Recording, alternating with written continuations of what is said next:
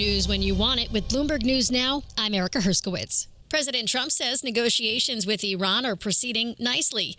In a Truth Social post this morning, the president said it was only a great deal for all or no deal at all. He went on to say that if a deal isn't reached, then it will be back to the battlefront and shooting, but bigger and stronger than ever before, and nobody wants that. Meanwhile, Secretary of State Marco Rubio says a pretty solid proposal is currently on the table as Iran's foreign minister cautions this does not mean that the signing of an agreement is imminent. We have what I think is a pretty solid thing on the table in terms of their ability to open up the straits, get the straits open, enter into a very real, significant, time-limited negotiation on the nuclear matters. And hopefully we can pull it off. It has a lot of support in the Gulf. It has a lot of support globally, every country that we've walked through it. Rubio speaking to reporters in New Delhi this morning as he continues his visit to India. Meanwhile, crude dropped more than 5% to around $91 a barrel amid optimism a deal will help restore the flow of oil through the vital Middle East artery. On Wall Street, U.S. markets are closed for Memorial Day, but stocks traded overseas. The FTSE in London closed ahead nearly 0.25%. The CAC in Paris up nearly 2%.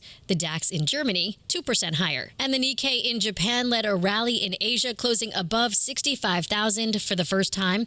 It was up 2.8%. The Hang Seng in Hong Kong added 0.1%. China's CSI 300 gained 1.5%. As the nation observes Memorial Day, President Trump paid a visit to Arlington National Cemetery.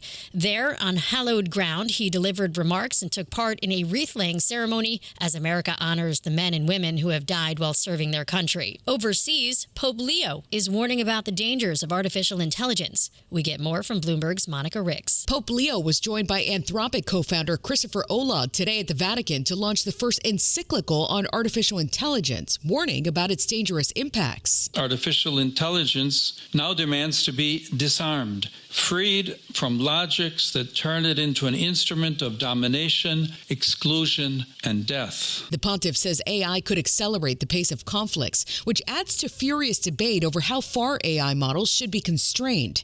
It also comes as Anthropic unveils Mythos, an AI tool that can identify unknown flaws in IT systems, which has triggered anxiety across the globe for months.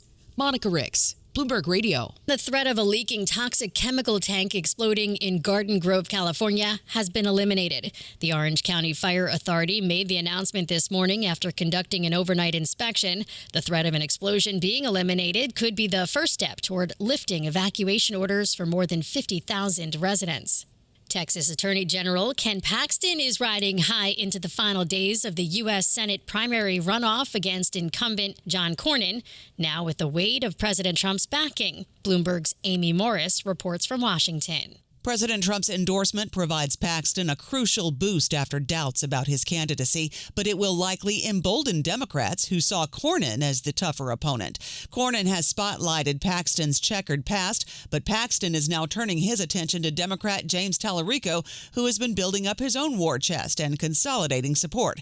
Paxton's campaign says he's pulled negative ads against Cornyn, instead running ads highlighting Trump's endorsement. In Washington, Amy Morris, Bloomberg Radio. Millions of Americans are kicking off the unofficial start of the summer travel season this Memorial Day by hitting the road despite rising energy prices and inflation.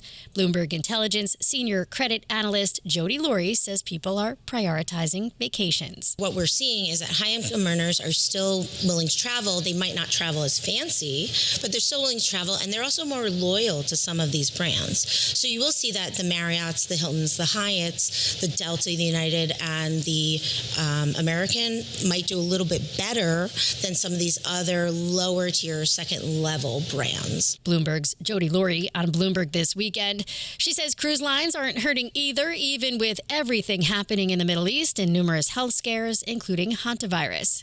And in the NBA tonight, it is do or die for the Cleveland Cavaliers. The Knicks can lock up a spot in the NBA Final for the first time since 1999. The two teams tip off in Cleveland, with the Knicks leading the best-of-7 set, 3-0.